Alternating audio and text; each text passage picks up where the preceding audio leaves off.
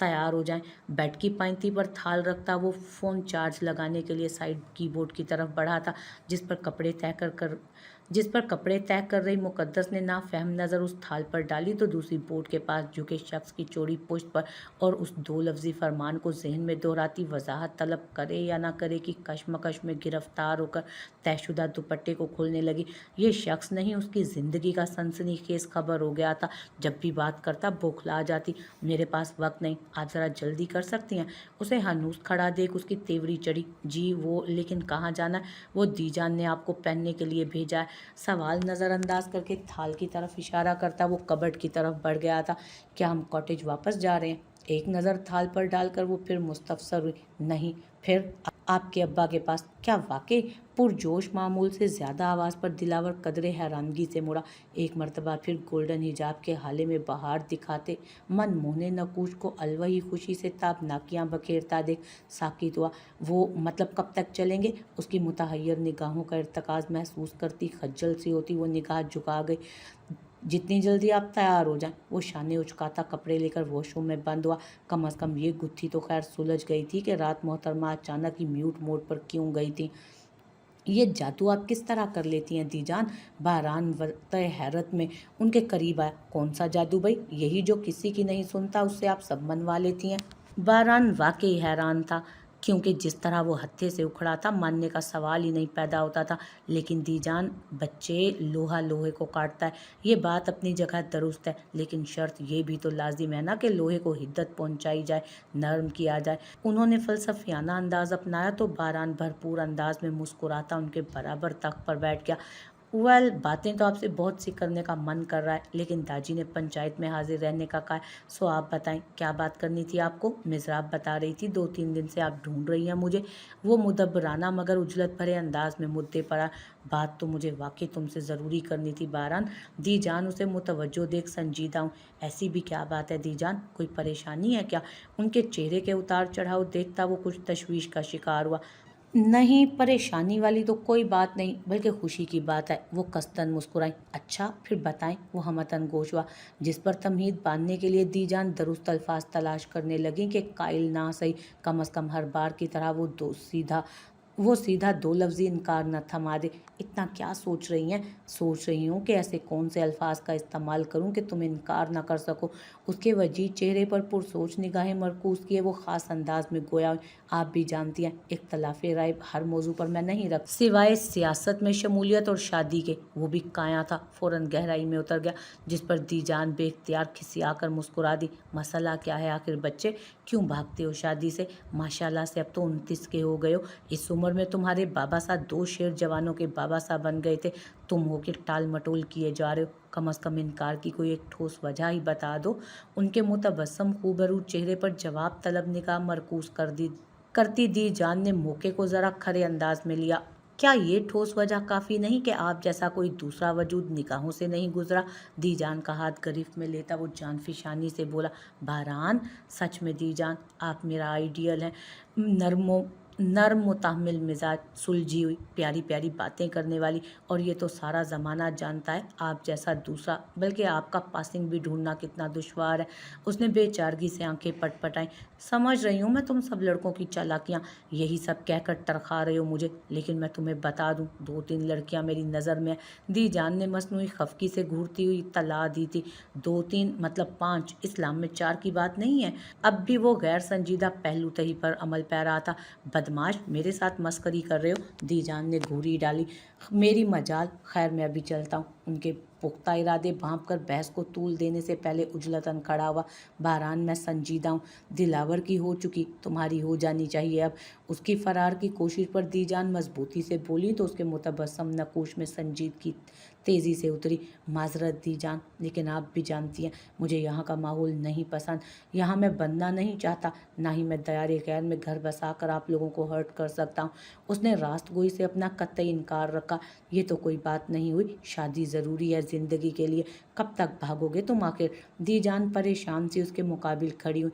मैं भी नहीं जानता, मुझे आप सब बेहद अजीज़ हैं, लेकिन मुझे अपनी ज़िंदगी में माँ सा, चची सा या फिर फूफो सा जैसे लोगों जैसा कोई किरदार नहीं चाहिए। वो लोग इस रिश्ते से मुझे अजीज़ हैं, लेकिन शख्सियतन जो किरदार इस हवेली में उन लोगों का है ना, वो मेरे आसाब पर बहुत गिरां गुजरता है। रास्त अंदाज में ऐसी किसी हस्ती को अपनी ज़िंदगी में शामिल करने का मेरे लिए सवाल ही नहीं उठता।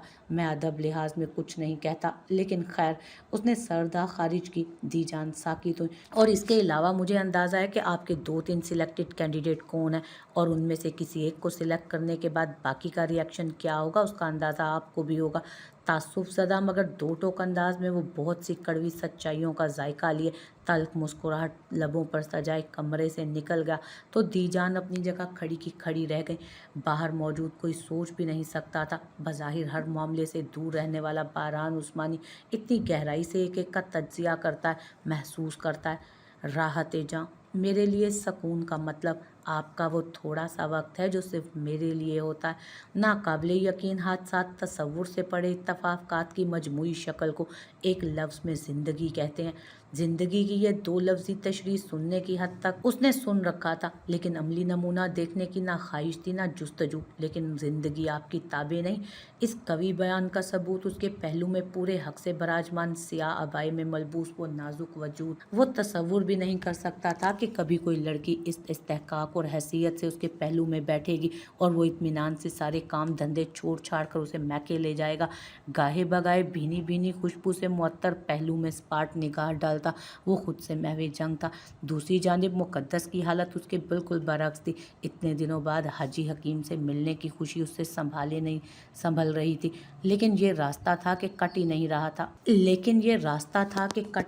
था। जैसे बेचैनी की कैफियत में लब कुचलती कीमती नगीने जड़ी अंगूठियों से मुज़य्यन उंगलियों को चटखाते उसकी नकाब से झांकती झुकी निगाहें बार बार अपनी गली को देखने के लिए बेताबाना उठ रही थी, और इस हरकत से कलाई में सजी चूड़ियां शोर मचाती बेतरह एक दूसरे फरीक को मुतवज्जो कर रही थी, जिससे वो अनजान थी, जो दीजान के इसरार पर उसे लिए हुए था। दिलावर ने तो खैर सिर्फ चूड़ियों को देखा था, बाकी दीजान ने तो तकरीबन सभी उसे पहना दिया था। पहली बार मैके जा रही की धौंस देकर अल्लाह अल्लाह करके सारा रास्ता तमाम हुआ, और गाड़ी की ब्रेक हाजी हकीम की रिहाइश के आगे चरचराई। आप नहीं आएंगे? फरते जज्बात से मगलूब वो अबाया समेटती फुर्ती से नीचे उतर कर मुड़ी, कि फिर ख्याल आने पर खज्जल सी होकर मुड़ी। मुझे लगा मेरा काम यहीं तक है। नकाब से झांकती कजरारी आंखों में झांकते वो उसकी फुर्ती पर ठंडा सा तंज कर गया।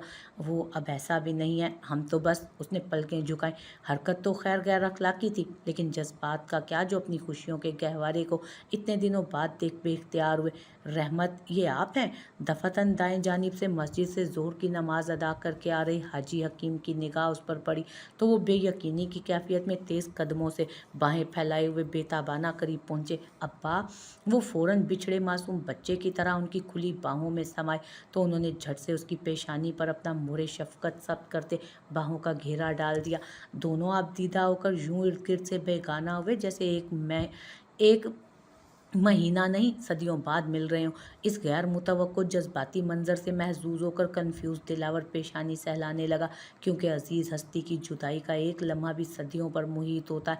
अभी ये जानने के लिए दिलावर उस्मानी को वक्त और कड़ा इम्तहान दरकार था। माजरत बच्चे, आए आप अंदर आए ना। उस पर निगाह जाते ही हाजी हकीम शर्मिंदा हुए। जी नहीं, आप किसी को बुलवा दें, दीजान ने कुछ सामान भेजा है। मुअद्दब अंदाज अपनाते उसने पिछली सीट की तरफ इशारा किया। इस सब की ज़रूरत नहीं है बेटा, आप अंदर आएँ। वो बड़े मान से कहते हुए उसकी जानिब आए तो वो मुश्किल में पड़ा। वो दरअसल मुझे पंचायत में शिरकत के लिए जाना है दाजी के साथ, और ये सब दीजान ने बड़े खलूस से भेजा है, और आप सबको सलाम भी कहा है। बड़ी दिक्कत से मौदबाना लहजा अपनाते हुए वो बोला, तो हाजी हकीम इसरार तर्क करके अंदर की सिमत बढ़े। उनके पीछे कदम उठाती मुकद्दस कुछ सोच कर रुकी।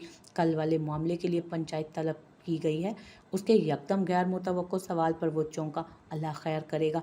जवाब का इंतज़ार किए बगैर खलूस और सिद्ध के दिल से कहती वो अंदर बढ़ गई। पीछे बहरे हैरत में गोता जन वो खड़ा का खड़ा रह गया, जैसे वो कोई जादुई मंत्र फूंक गई हो।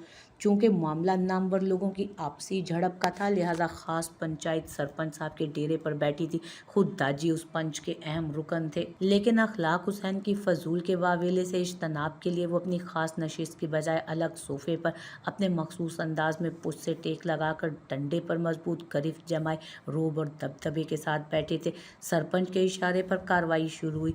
अखलाक हुसैन के साजिशी दमाग और ज़िया के हस्बे तवक्को लाजवाब जगल जोड़ी शुरू हुई। निहायत होशियारी से अपने गार्ड के अलावा उसने 4 गांव के किसानों को भी बतौर चश्मदीद गवाह न जाने कहाँ से पैदा करके पेश कर दिया था, जबकि कब्रिस्तान वाली वो सड़क आमतौर पर वीरान ही रहती है। जवाब में दाजी की बतदरीज डंडे पर साख करीब मजीद सख्त हुई, लेकिन चेहरे के तासुरात मुकाबिल को आग लगा देने के लिए बिल्कुल पुरसकून थे, जो जता रहा था तुम कुछ भी भौंक लो, कोई फर्क नहीं पड़ता इधर हमें। दाजी के सोफे के करीब पुश्त पर हाथ बांधे खड़े दिलावर का भी यही आलम था, ना कोई घबराहट ना ही तरदीद में। अचानक से मुश्तइल होकर कूद पड़ने की जल्दी, संगी मुजस्मे की तरह खड़ा वो फूंफा कर रहे अखलाक हुसैन को शिकारी चीते जैसी सुर्ख निगाहों से बस घूर रहा था, जैसे कह रहा हो कि जितना फड़फड़ाना है फड़फड़ाओ, एक झपट्टा और काम खत्म, तमाम हर चीज़। दूसरी तरफ का मामला बिल्कुल ठंडा देख वो तुरप का इक्के के तौर पर एक मरतबा फिर गैर वाज़ेह अंदाज में वही जिक्र छेड़ने लगा कि दाजी की हिदायत से बंधे दिलावर के जब का बांध टूटा, अभी भी मेरे हाथ बंधे हुए नहीं है अखलाक हुसैन। मर्दों की तरह मर्दों से मर्दों की बात करो, ना मर्दों की तरह औरतों को बीच में घसीटोगे तो। पुष्ट पर बंधे एक हाथ को दूसरे से रोकता जब से जुमला अधूरा छोड़कर जैसी कहरबार निगाह उसने अखलाक हुसैन पर डाली थी, वो दुम पर लात पड़े सांप की तरह बिलबिला उठा। देख रहे हैं सरपंच साहब, भरी पंचायत में ये छटांग पर का लड़का धमकी दे रहा है मुझे, देख रहे हैं ना आप सब। वह वेला मचाता आदत के मुताबिक वो शुरू हो चुका था। दिलावर, पंचायत है ये, दाजी का लहजा तंबीही था, पंचायत का लिहाज है इसलिए धमकी पर इक्तफा कर रहा हूँ, मगर आखिरी एक बार फिर अगर इसने उनका जिक्र छेड़ा तो क्या कर लोगे तुम। तरबूज के बीज की तरह उछलकर वो दनदनाता हुआ शेर के मुंह को आया।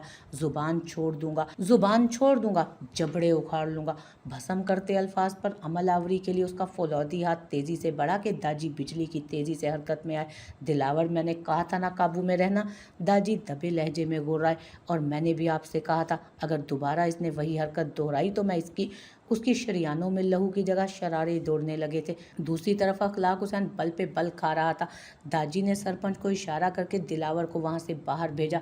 दूसरी तरफ पंच के अराकीन ने अखलाक हुसैन को शांत किया। मैं चाहता तो अटेम्प्ट टू मर्डर केस लेकर पुलिस में चला जाता, लेकिन पंच और हमारे बीच एक मुआहिदा हुआ है, ये मैंने इस संगीन सूरत हाल में भी याद रखा। गले में बंधे पट्टे को सहलाता वो खशूनियत से बोला, इसलिए मैं पंच से दरख्वास्त करूंगा कि वो भी इस मामले का ख्याल रखे, ताकि आइंदा हमारे गांव का माहौल साजगार रहे, वरना बंदूक में बारूद की पुष्ट पर बंदों की कमी हमें भी नहीं है। सोफे की हत्ती पर पंजा मारता वो नखुवत से अपनी जगह बैठा। उसकी भड़कीली धमकी पर दाजी छोटे बच्चे की पिचकाई बात पर मुस्कुराने वाले अंदाज में मुस्कुराए। आप क्या कहेंगे हाकिम सरकार इस पर। सरपंच साहब दाजी की तरफ मुतवज्जो हुए। कुछ भी कहने से कबल मैं अखलाक हुसैन की ज़बानी सुनना चाहूँगा कि दिलावर ने उनकी ये दुर्गत क्यों बनाई। मतलब दाजी के जताते अंदाज पर वो खड़ा हुआ था। मतलब ये कि ऐसा क्या किया या कहा तुमने जो वो यकदम से तुम पर हमलावर हो गया। दाजी ने तहम्मुल से सवाल को वाजे किया, जिस पर अखलाक हुसैन दाढ़ी खुजाता इस तरह भी अंदाज में टांग झुलाने लगा, हम मुंतज़िर हैं, जहन पर जोर डालो याद आ जाएगा। दाजी का ठहरा लहजा वैसे ही टिटरा देने वाली ठंडक लिए हुए था। खैर, पहले क्या हुआ उस पर हम बाद में आते हैं। बाद में जो हुआ उसकी वजह ही जब अखलाक हुसैन को याद नहीं तो किस बिना पर पंचायत किसी नतीजे पर पहुंचेगी। दाजी ने तादीदी निगाह अखलाक हुसैन पर गाढ़े शाने उचकाए। क्यों नहीं नतीजा निकलता। पहलू बदलते वो फुकारा, सरपंच साहब मुद्दा बर्खास्त समझे, इन्हें याद ही नहीं है कि।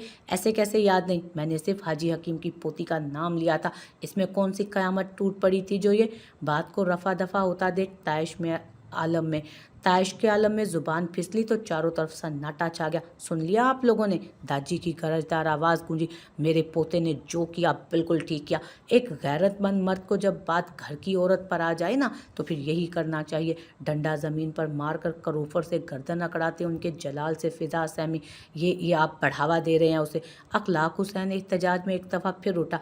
ये मेरे पोते की शराफत और गैरत है जो उसने मामला दर्ज नहीं किया क्योंकि वो नहीं चाहता कि उसकी बीवी का नाम हर तीसरे की जुबान पर आए। लेकिन तुम्हें पंच के मुआहदे के साथ ये भी याद रखना चाहिए था कि औरतों पर सियासत नहीं होती यहाँ। लेकिन तुम भी क्या करोगे, ये तो तुम्हारा ख़ानदानी वतीरा है ना। हाकिम सरकार, आवाज़ नीची रखो। अखलाक हुसैन, दाजी धाड़ के साथ डंडा मारकर खड़े हुए तो अखलाक हुसैन बेसाख्ता एक कदम पीछे हुआ। मैं पंच और अपने दोनों के वक्त की बराबर इज्जत करता हूँ। बाकी दिलावर ने उनकी गाड़ी क्यों रोकी ये सारी तफसील हमारी तरफ से आपको मुनीम जी देंगे। दरअसल मुझे एक काम से शहर जाना है, ज़रूरी काम है बहुत, अगर पंच इजाज़त दे तो। पेचोताप खा रहे अखलाक हुसैन से निगाह हटाते वो सरपंच की तरफ मुड़े, मौदबाना खड़े उठे तो उन्होंने सर को इस बात में हिलाया क्योंकि अखलाक हुसैन ने औरत को घसीटकर पंचायत के एक सख्त कानून की खिलाफ वर्जी की थी, लिहाजा वो उन्हें रोक भी नहीं सकते थे। बंदूक में बारूद, पुश्त पर बंदों की कमी हमें भी नहीं है अखलाक हुसैन, दोबारा ये हिमाकत मत करना, वरना बंदा या बंदूक क्या, मैं खुद भी उसे शायद ना रोक पाऊँ। पलट कर थर्राते अंदाज में वार्न करते